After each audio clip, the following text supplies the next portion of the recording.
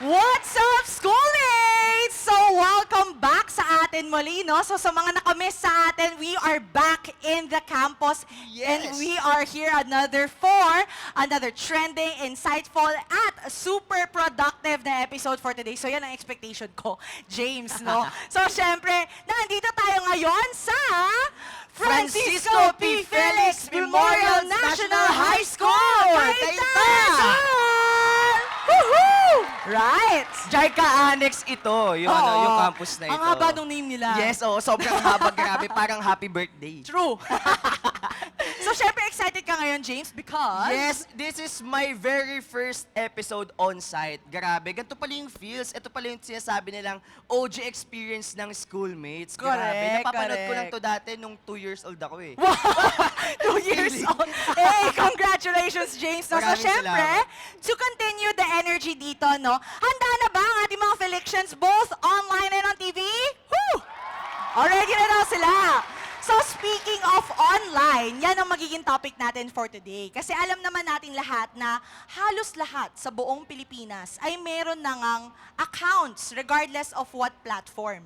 Pwedeng X, Instagram, TikTok, Facebook, you name it, di ba? Pero syempre, dahil dumadabing ika nga daw yung mga users natin sa bansa or even globally, tumataas din daw yung issues na nafe-face Yes. natin through social media use, which is mental health issues, probably addiction, or pwede rin ika nga Online daw bullying. yung cyberbullying, Yes. tama, and propagation of fake news. Kaya naman ngayong episode, pag-uusapan natin kung dapat bang magkaroon ng age restriction ang ating gobyerno sa paggamit ng social media para sa mga kabataan. Limitahan ba dapat ang oras ng paggamit nito? O baka naman karapatan pa rin ng mga kabataan ang magpahayag online ng walang restriction? Right. And actually, ayon nga daw sa recent article, merong inilabas ang ilang mga bansa. For example, Australia, na nagsulong sila ng batas kung saan lower than 16 years old ay hindi maaaring makagamit or kumbaga may limited social media access, no? So sa iilang mga platforms na lalabag nito ay magkakaroon daw ng multa. Alamin muna natin ang mga saloobin ng Felicians. Magtanong Yan. tayo ng isa. May brave soul tayo Yes, na oo. magbibigay ng kanyang opinion. Right. Who is the girlie? Sino dito? Sino gusto? Ah, yes! Oh my Ay, ito yung gosh. pinakamalapit na. Oh, Sige, pinakamalapit, sige, sige. pinaka-brave, pinaka-pretty face. Pretty face. Okay. Ano ang pangalan mo? Where are you from? My name is Cyril Kapati from Greenland po. Proud ba parents mo sa'yo? Opo, sobra. Shout out mo naman sila. Oh, sige. Para sa ating katanungan, James, ano ang tanong mo? Ayan, ito ang tanong. Dapat bang magkaroon ng age restriction ng ating gobyerno sa paggamit ng social media para sa mga kabataan? Anong tingin mo doon? For me po, no, because tayo pong mga teenager, tayo pong mga iba pong mga kabataan, nagkakaroon po tayo ng mga pera katulad mo sa social media, pagbablog natin. So, kailangan po natin, hindi po tayo mag-irregulate ng ganon kasi makakaabala po tayo. Like, paano po kung ayun na lang ikakabuhay ng mga teenager, doon po sila umaasa. So, hindi po natin kailangan i-regulate yung mga ganon. Kasi, when we teenager po, alam na po natin ang ginagawa natin at ayaw po natin makaabala ng mga ibang taong mga vlogger po. And that's all. Thank you. Alright, as social media influencer vibes ang atake niya doon. Oo, Oo, social influencer ang kanyang Yes. vibes today. And totoo naman Okay, yun, no? thank Kasi you so much. lalo pa nung nag-start yung online pag-books ng mga ng mga Pag-books, platform. love that. Diba? Oo. Grabe, nakatulong din talaga ito sa mga sa mga estudyante natin. True. Yes. Kaya naman. Ayan, iba-iba talaga yung mga pananaw ng mga kabataan, no? And now, let's move on and meet our debaters for today's episode. Ngayon naman, maririnig natin ang mga miyembro or grupo na pabor na dapat ang gobyerno ay magtakda ng limitation on social media use among teenagers. Kaya naman, panoorin po natin ito.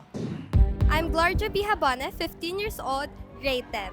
Social media is a big part of our lives, and we know how both it can harm and help teenagers. That's why we're eager to share our stand as the pro team, believing that government regulation can help make social media become a safer space for us all. I'm Stella Maris Dianova, 15 years old and grade 10. My preparations for this debate is that I researched through articles to gain evidence and formulate my arguments. And our Our preparations as a group is that we held meetings to discuss about our sources and our arguments. I am Andy B. Evangelista, 14 years old, grade 9. I'd like to wish the opposing team good luck and may the best arguments shine through and may this debate inspire everyone to think critically and act responsibly, both online and offline. At mula naman sa panig ng hindi dapat i-regulate ng gobyerno dahil naniniwala silang freedom of expression at responsible use ang solusyon. Narito sila. My name is Jack Vincent SS. I'm 15 years old and I'm grade 10 student. When I first learned about the topic and our side, I was happy because sa totoo, ayun talaga yung kukunin kong side dahil as a social media user, ginagamit ko po ang social media pang express ang aking sarili at gamitin ito upang source of information.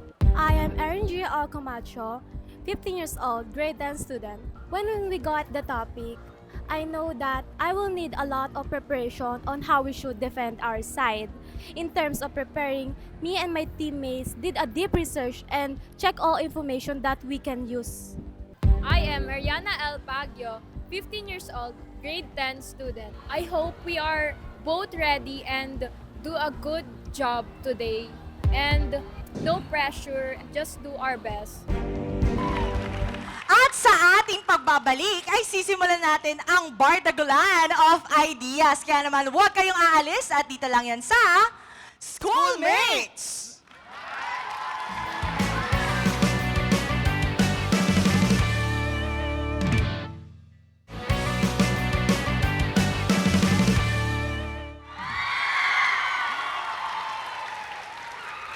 Nagbabalik ang Schoolmates! Dito pa rin tayo sa FP Felix Memorial National High School, Cainta. So reminder lamang sa ating mga ka-schoolmates, ang debate na ito ay hindi para mag-away. So huwag kayong mag-away, guys. At para ito ay magkaintindihan tayong lahat. So let's keep it respectful and open-minded. At syempre, para sa fairness, narito ang rules at mechanics ng ating debate. May dalawang teams na maglalaban, ang Team Pro at Team Con, na may tig-3 miyembro. Ang team leaders ang unang sasalang sa ating debate. Para sa bawat tanong, may 3 rounds or lives ang bawat isa, na may 30 seconds per speaker per round. Kapag sobrang intense at walang gustong magpatalo, we activate the bonus round. 1 minute and 30 seconds yan na free flow discussion. Meaning, bahala na magsagutan ang magkabilang panig.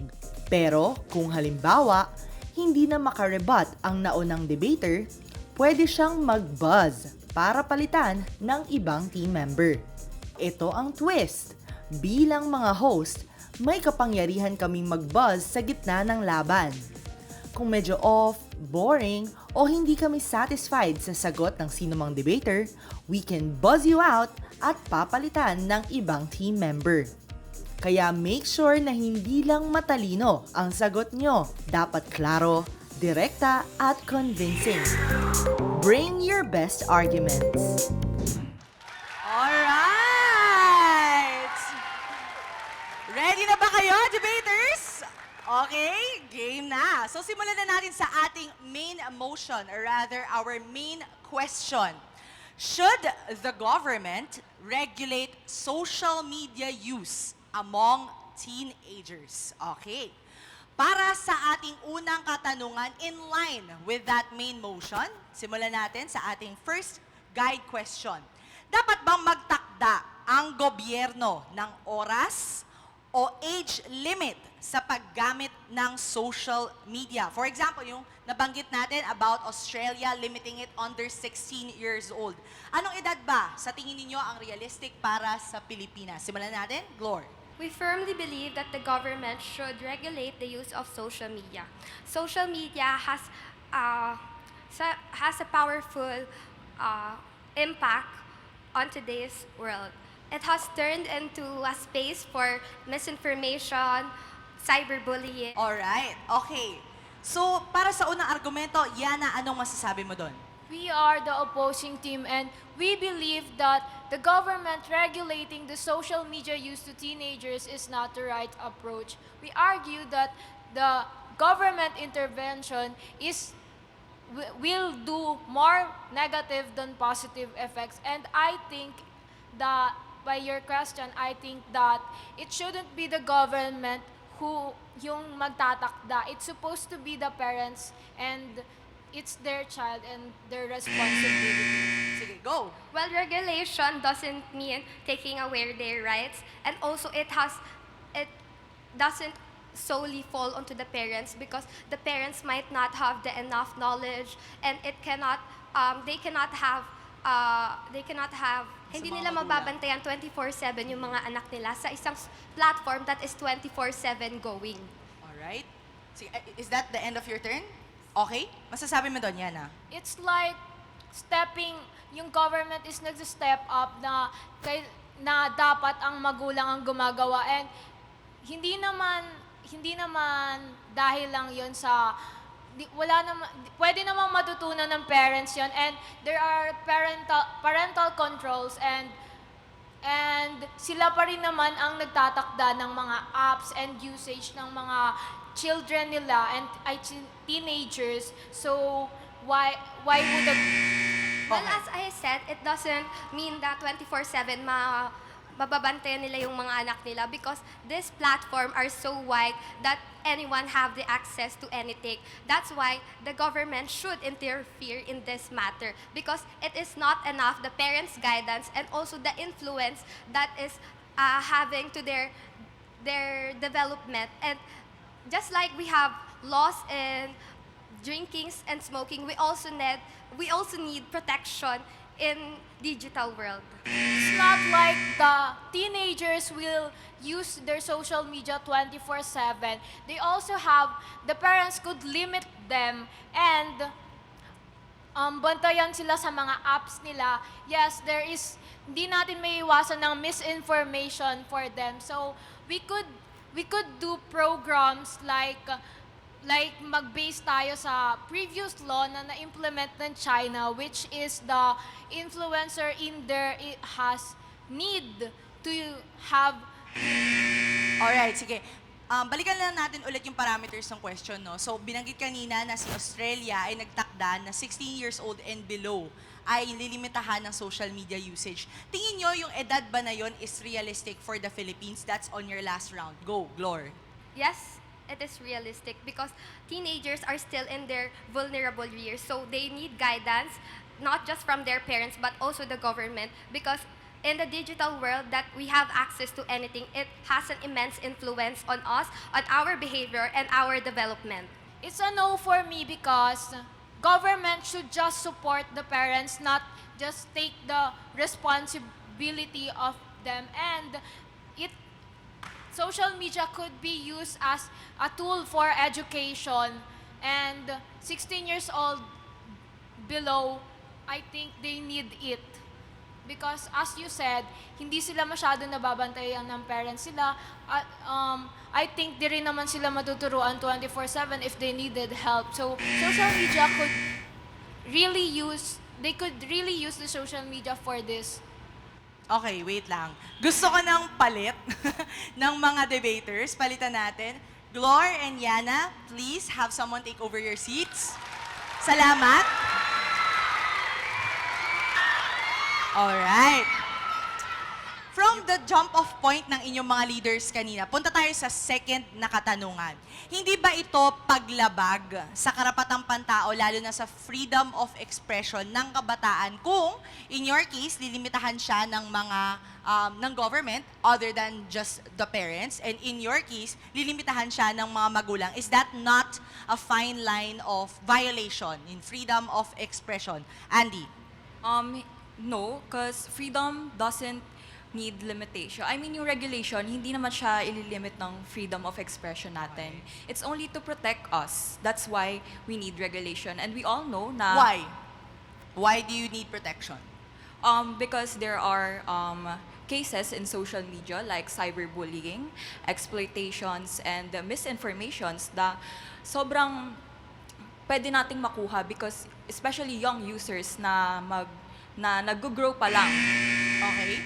What would you have to say to that, Gia? If kung pag-uusapan natin ang yung regulations, pwede siyang mag-limit ng freedom nila and personal responsibility. Katulad nung nangyari sa China na nag-implement sila ng isang rule na ang mga influencer is hindi sila pwedeng makapag-post ng mga sensitive topic if wala silang university degree. Bakit hindi na lang din tayo mag-implement sa Pilipinas ng ganong program para makatulong sa ating mga teenagers and parents? Pero like, hindi naman same ng culture yung China and Philippines. So it doesn't mean na magiging successful yon pag ginawa yun sa Philippines. Kasi nga, hindi naman tayo same. I'm not saying na same dapat yung ano. Ang pinopoint ko po dito is dapat gumawa ng program ang government na magtuturo sa atin kung paano ang tamang paggamit and kung paano ito makakaapekto o makakasama sa atin. Sige, wait lang. Bigyan natin ng mas balanse, no? Paano mo babalansehin yung regulation or protection towards the users and freedom? How do we strike a balance with those two? Protection and freedom.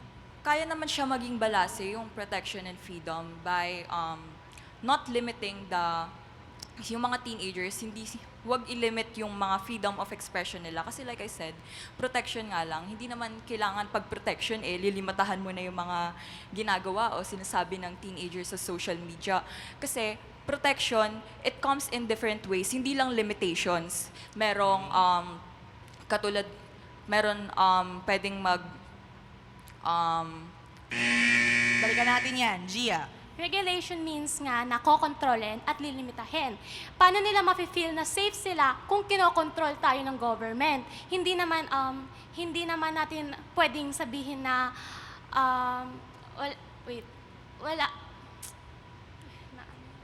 Is that the end of your turn? Okay. Gusto ko ng palit. Palit ulit. Andy, stay. Gia, palit. Jack. Balikan natin yung sinabi nyo kanina. Kailangan natin ng balanse sa proteksyon at kalayaan. Paano nyo yun gagawin? Jack, how would you do it? For me, pwede natin siya mabalanse sa pamamagitan ng pagkakaroon ng tamang kaalaman sa pamamagitan ng edukasyon sa paaralan at government programs such as Project Leak, tapos Gap Meal, kung saan tinuturuan nila ang mga bata at mga parents rin nila kung saan pwede rin nilang turuan yung kanilang anak kung paano gumamit ng social media tapos habang napoproteksyonan ang sarili nila. Right, okay. Social media education, ano masasabi mo doon, Andy? But education is not enough. Paano kung yung bata is naturuan nga wisely, pero hindi naman natin maiiwasan yung mga misinformation sa social media na doon dapat mag-step up yung government. Yun dapat ang i-regulate nila, yung mga cyberbullying, misinformation. Though, may education nga, mabibigyan nga ng education yung mga gumagamit ng social media, pero hindi nga natin maiiwasan yung mga cyberbullying, misinformation, and exploitations.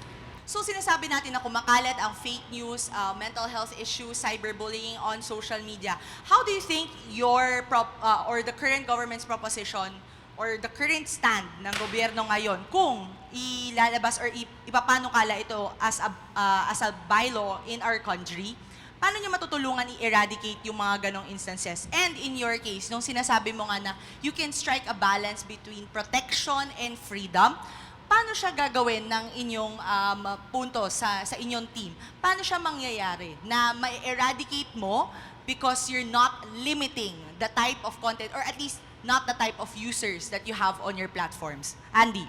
Like I said earlier, protection. Ang team namin, yung regulation for us is not limiting protection. Protection lang yon. And magagawa yung protection na yon sa pagbabawas ng mga misinformation, scammers, and cyberbullying. And How? Sorry, I need to know how. Magagawa natin yon sa paraang pag-regulate. Okay? I need to hear more, Jack.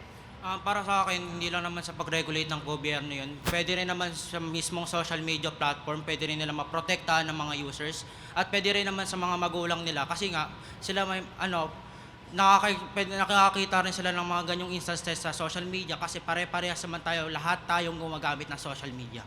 Andy, last round. Actually, doon sa sinabi mo na yun nga, yung social media, pwede namang mismong company nila. Actually, yung government dapat yung mag-handle doon kasi sila yung may power eh. Sila yung may kapangyarihan. And in terms of sa parents na i-handle nila yung child nila, other parents doesn't have the education or even experience sa social media. Katulad na example of that is my 55-year-old uncle and 16-year-old and his 16-year-old daughter. Base sa sinabi mo kanina, natin yun. what I said kanina po, meron po tayong government programs na kung saan pwede nilang turuan ng mga matatanda upang turuan ang kanilang anak. Gap meal po, tapos yung Project Click, kung saan tinutulungan nila ang mga matatanda upang turuan ng kanilang anak. Kasi nga, sabi mo nga kanina, kulang sila sa kaalaman. Kaya nga nagpo-provide ng ang gobyerno ng government programs upang turuan nila ang matatanda upang ang gabayan ang kanilang mga anak. Free flow, okay. I think Andy and Jack, you're a good match. Sige, simulan natin. Andy, ano masasabi mo doon? Bakit di na lang regulation agad sa mga bata? Bakit kailangan ipunta pa sa parents? Bakit kailangan pa yung parents yung mag-guide or magtuturo sa mga children when the government can already regulate it sa teenagers? Kasi nga, para sa akin, ang parents ang pinakamagaling na teachers kasi nga, mas kilala nila ang bata na inaalagaan nila. Kasi alam nila ang dapat para sa kanilang anak kasi nga, Yes, pero sa kilala tingin nila mo ba yun. lahat ng parents is sasali sa program na to? Oo, kasi nga para sa kanilang anak nila yun kasi para sa nakakabuti ng kanilang anak yun. Eh bakit hindi na lang sila mag-research mismo? Bakit kailangan pa ng program, di ba? Kasi nga, sabi mo nga kanina, kulang nga sila sa kaalaman. Kaya nga magpo-provide na So lang yung hindi gobyerno. lahat ng parents is interested na sa mga programs na to kasi they could do their own research pero hindi nila ginagawa, nag-iintay pa ng program, di ba? So, pwede na yung regulation sa teenagers na, sa social media teenagers na agad yun, i-regulate.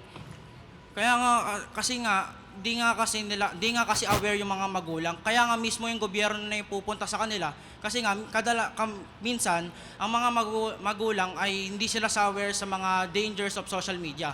Ayun nga, sila kaya na nga pwede mismo- namang yung regulation, pwede namang agad sa teenagers ibigay. Pwede namang agad sa social Kaso media nga among malilimitahan nga teenagers. nila yung paggamit natin ng social media. Kung saan, yung freedom of expression nga natin.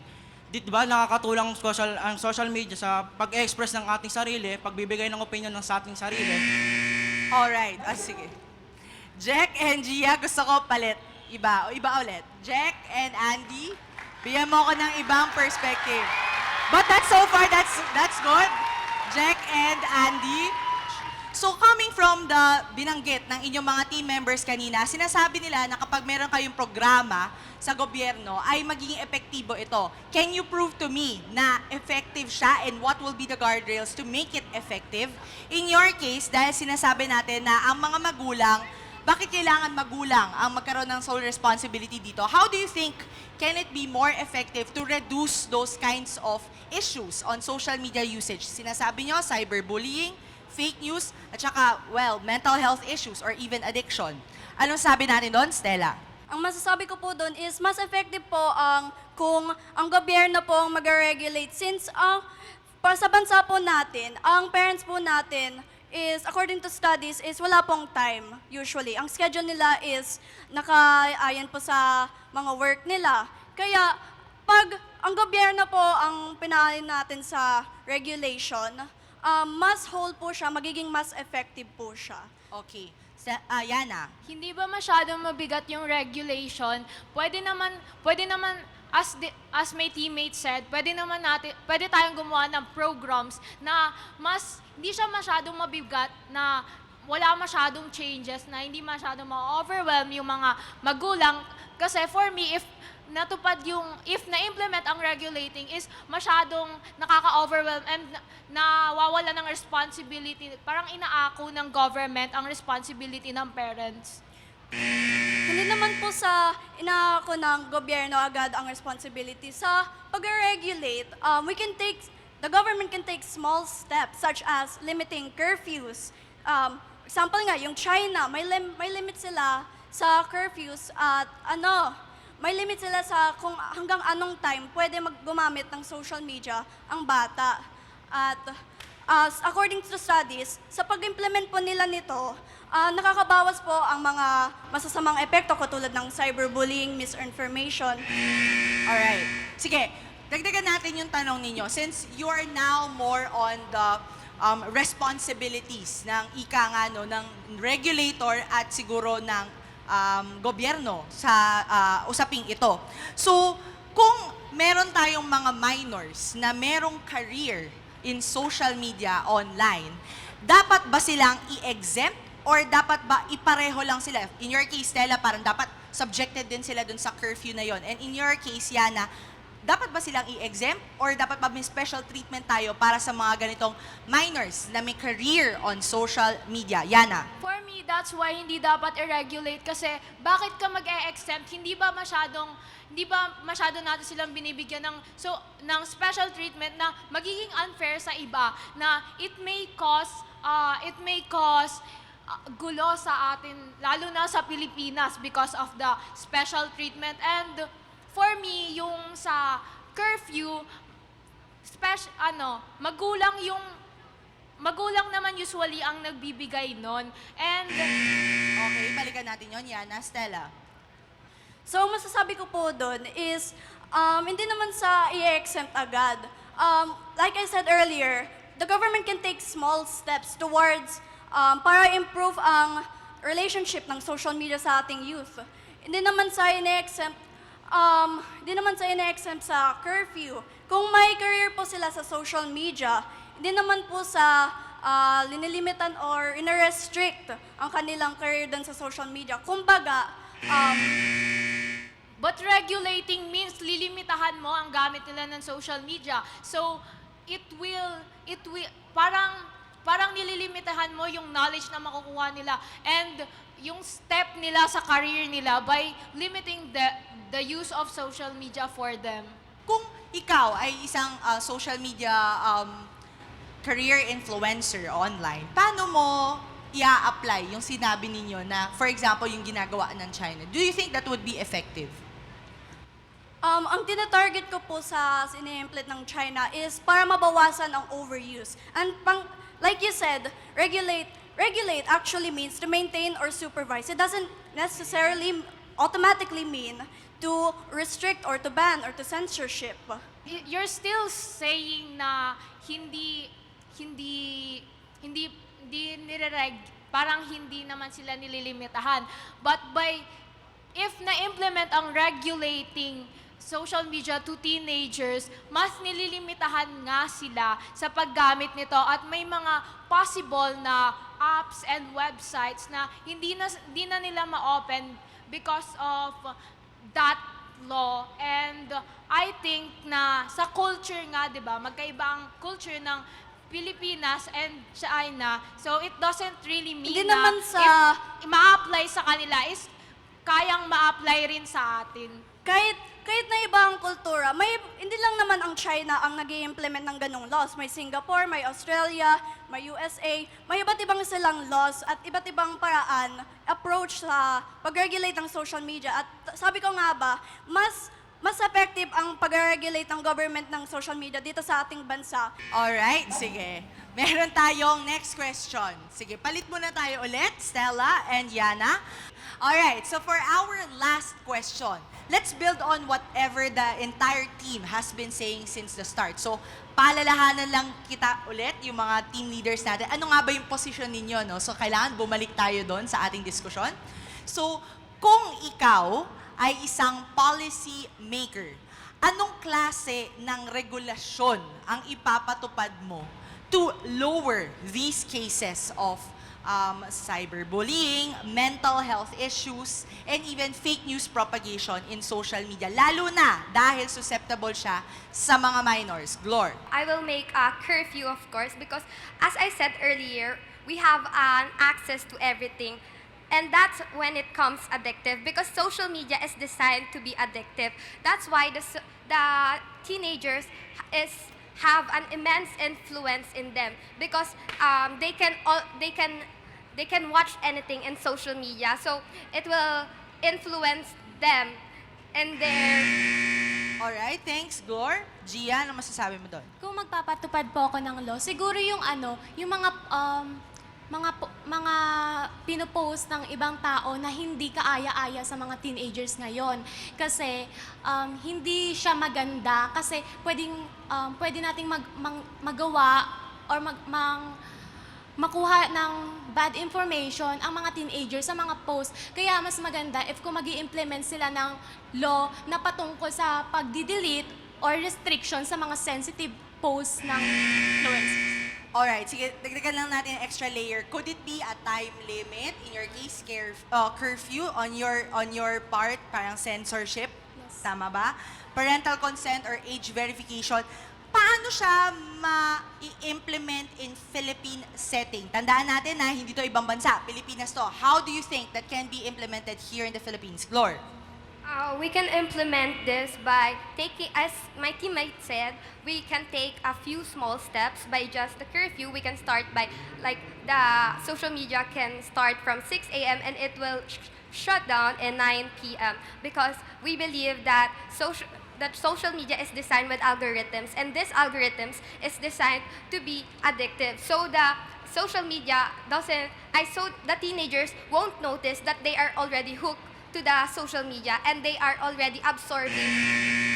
Alright, Gia? It can be helped by social media companies.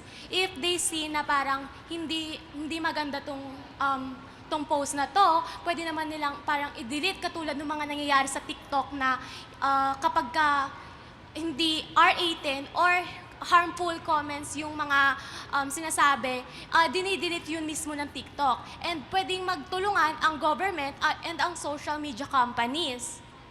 Alright. So as you said that it's the company's job. Well, that's already the case right now, and there are still a lot of harmful contents. Hindi siya napapatupad. So in regulation, mas mahigpit dito eh. So wala nang makakalagpas katulad ng mga harmful speech and videos. Katulad na lang ng nangyari in 2019, a tragic example that happened, a massacre, and it was live streamed in Facebook for 17 minutes, and there were 51 people killed. Okay. What? Sa'yo na mismo nang galing na mas mahigpit. It means kapag pinatupad natin yung regulation na yan dito sa Pilipinas, paano naman yung mga social influencer na nag-raise ng awareness tungkol sa mga sensitive topics na patungkol sa mga mental health. Pwede silang ma-flag or ma-delete na because they just misunderstood yung topic na May masasabi ka doon, Yes, Glor? mahigpit nga siya, pero we are not taking aware their rights. As I said, we have access on everything, and this everything is, we are taking advantage. Well, I'm not saying all of us, but mostly we are taking advantage, and the company's job is hindi siya napapatupad ng maayos. Kumbaga, marami pa rin nakakalusot na harmful contents, and in regulation, mas malilimit, but we are not still taking aware their rights. We are just limiting them for their protection. Kasi hindi enough yung ginagawang protection ng mga companies, ng mga apps, just like Facebook. Hindi na-filter out yung comments. And yung comments na yun, it can highly affect people's mental health if they saw this. Kasi hindi naman at least na-delete na siya after, let's say, 24 hours na-delete na siya. Pero the effect on the people that has read it. Okay. Hindi siya basta-basta na-delete.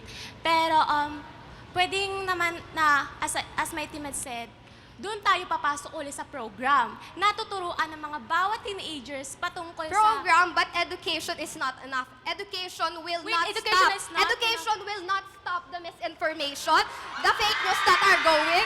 So it is not enough. So you're We saying can that government will stop the as my misinformation teammate in our said, we can country? balance this. We can regulate and educate the people, because even the most smartest and responsible student, they can still be harmed by the digital world. We should consider that the parents ang dapat nagtuturo sa mga As we said kabataan. earlier, Hindi naman kasi it's government. not will solely. Alright. Daming punta na ng ating mga debaters for today. So, pero syempre, hindi pa yan tapos, no? Schoolmates, sa ating pagbabalik, maririnig naman natin yung opinion ng ating mga audience and of course, ng ating social media users kung ano nga ba ang tama or hindi dapat with regards to social media usage below 16 years old or in this case ng mga minors, no? So malalaman din natin mamaya sino nga ba ang best speaker sa episode na to. So sana ready kayo, debaters. Maraming salamat muli at dito lamang yan sa Schoolmates.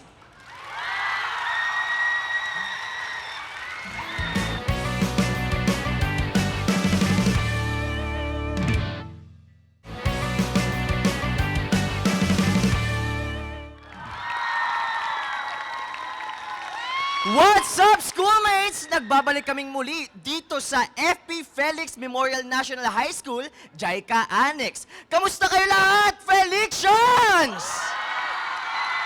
Ayan, buhay na buhay pa ba ang lahat? At this point, no, magtatanong tayo ng isang representative upang sumagot sa question natin ngayong araw. Sino dito ang gustong masagot ng tanong natin? Anyone can answer? Ay, ito, dito. Taka. Come on down here. Isa siyang Boy Scout. What's your name again? Matthew Jake Symbol po. Ayan, grade and section. Grade 10, Napito.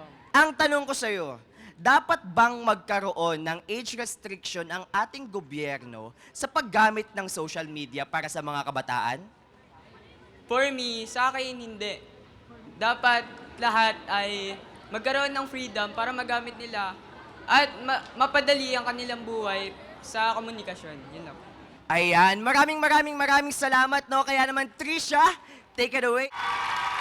At ngayon naman, maririnig natin ang final closing statement. So tignan natin kung nag-agree yung audience sa sinabi ni James kanina dito sa closing statement ng ating mga debaters. So sisimulan muna natin yan. Stella. Government regulation would be more effective because, according to research, 70% of applicants agree to government regulation and see that it does more good than bad, while 30% only complain about effectivity and freedom.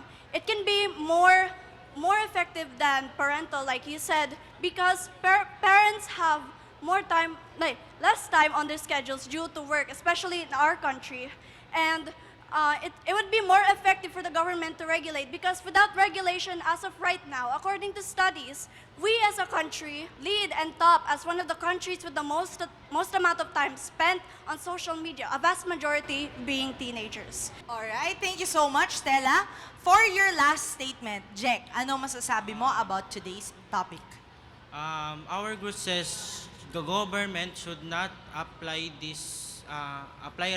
regulation in our country because as our group said earlier, it takes our freedom of expression, and the parents can teach their children, pwede nilang maturuan ng kanilang anak patungkol sa social media, at pwede rin naman matutunan ng mga bata patungkol sa social media sa pamamagitan ng social media, kasi may nagre-raise po ng awareness sa social media, sa school rin po, dahil tinuturuan po rin, sinasama na rin po ang patungkol sa social media. Sinasama na po sa curriculum ang tungkol sa social media at ang government programs na kung saan hindi po nila sinasakal ang mga minors na tulad natin na kung saan nililimitahan tayo na gumamit ng social media. Alright, maraming salamat sa ating mga debaters. So, reminder lang, no, na hindi ito tungkol sa panalo or kung sino ang matatalo sa ating episode today, kung valid ba ang inyong mga opinion sa isa't isa, which I do think are all valid because you yourselves are also users for social media in terms of different platforms, di ba? So, ngayon naman, malalaman natin sino ang best speaker. Sino nga ba ang pinakamalinaw, pinaka-convincing ang argument? So, ang importante dito ay natuto kayo sa iba't ibang pananaw at maging open-minded tayong lahat, no? At kilalanin na nga natin ang ating best speaker ngayong episode. Sino sa tingin nyo? Sino? Okay. At ang best speaker in today's episode ay si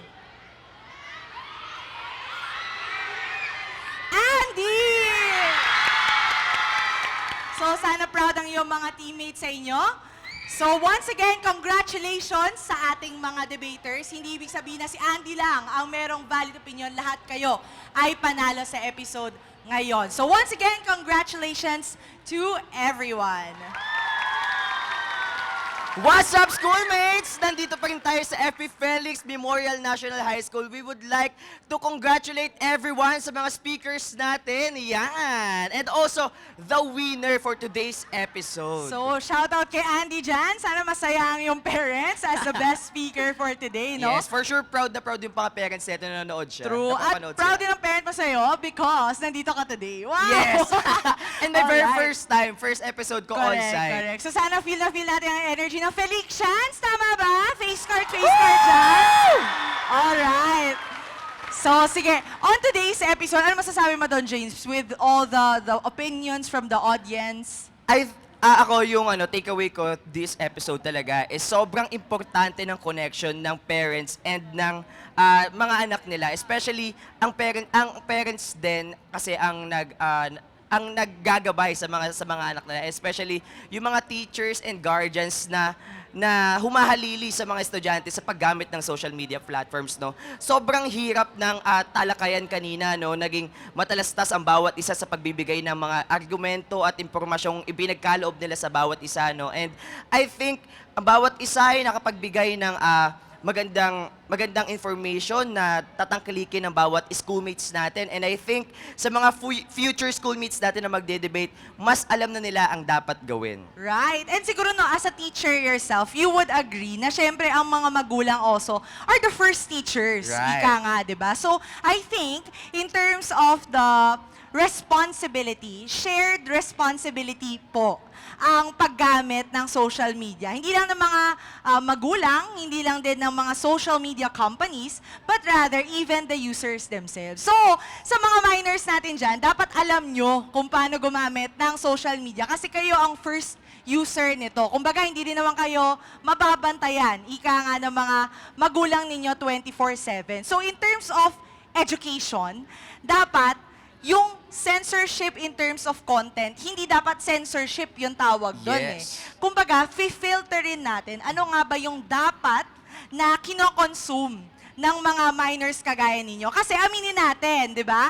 Sa mga minors, kapag nakakita kayo ng nakakatawang content, kahit hindi siya appropriate, talagang tatangkilikin nyo. Di ba? Ilalike nyo, Isi-share pa part, yan. isi-share pa yan. Magiging part yan ng algorithm ninyo. So, how does that make you a better citizen? It doesn't, di ba? It just provides entertainment. So, kailangan education and entertainment yung magkasama or mas dumami pa dapat yung forms of content at in-incentivize to dapat ng social media companies. Maraming jobs to be done, no? Para sa ating social media users. So first and foremost, be a responsible social media users. Yan ang message natin sa mga schoolmates nating nanonood both online and on TV. And with that, sa Bawat Usapin, sa Bawat Issue, may boses tayong mga kabataan. Sumali, makinig at makiisa dahil ang bawat opinion natin ay mahalaga. Kaya naman, sabay-sabay nating isigaw sa buong mundo, schoolmates! May pakialam ka!